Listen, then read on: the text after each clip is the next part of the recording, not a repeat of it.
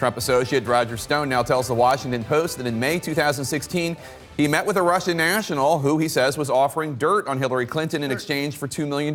Stone says he rejected the offer. The meeting was arranged by another member of the Trump campaign, Michael Caputo, who followed up with Stone in these text messages obtained by the Washington Post. Caputo asks Stone, "How crazy is the Russian?" Stone answers, "Wants big money for the info. Waste of time." "The Russian way," Caputo replies. "Anything at all interesting?" "No," says Stone. The revelation follows denials by Stone that he had ever met with any Russians during the campaign. I've never been to Russia. I didn't talk to anybody who was identifiably Russian during the 2-year run-up to this campaign. I'm not sure I did previously either. I very definitely can't think of anybody who might have been a Russian without my knowledge. No, I think it's a canard. Stone and Caputo now claim they had forgotten about the meeting, but their memories were refreshed after being shown the text messages. Caputo's lawyer has sent a letter to Congress to update the testimony Caputo gave to the House Intelligence Committee last summer, in which he did not reveal the meeting. But Stone and Caputo are this morning leveling accusations of their own. They say that the man that Stone met with was an FBI informant.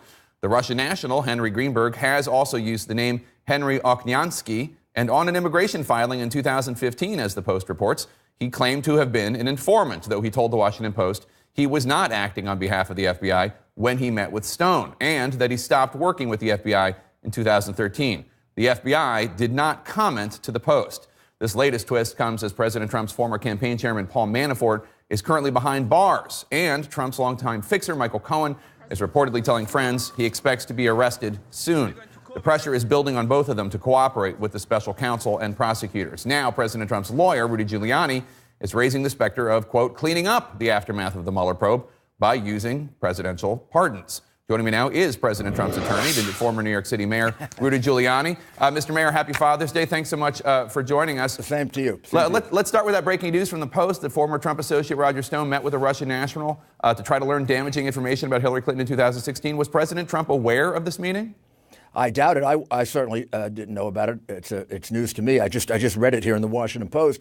It seems to me, however, whatever the differing recollections about this, it sort of gets resolved with the fact that Stone did nothing about it, came to the conclusion, according to the Post, that it was a waste of time. He and Greenberg came to the conclusion that it was a waste of time. So I can't imagine anything got back to the then presidential candidate that was of any substance if he had concluded it was a waste of time. I guess the weird thing about all of this is we keep learning about these meetings that members of the Trump team had with Russian nationals that the Trump team had either not disclosed or lied about before, whether it's the Trump Tower meeting with Donald Trump Jr., Paul Manafort, and Jared Kushner, or George Papadopoulos meeting with that London professor with ties to the Kremlin. Now we hear about this. It all makes people in the public, I think, wonder why all the lies about this or the misrepresentations if nothing bad or untoward ever happened.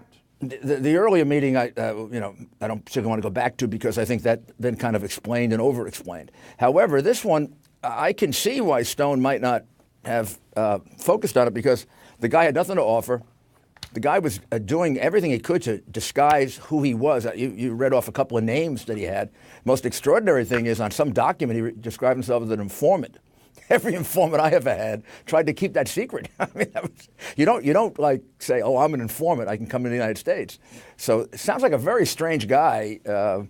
Was he an FBI informant or not? Well, we know from the probe by the Inspector General that the FBI at the highest levels here were doing very, very unorthodox things, if not out and out illegal and unethical. So would they be using a guy like this? I doubt it because you don't just say you're an informant.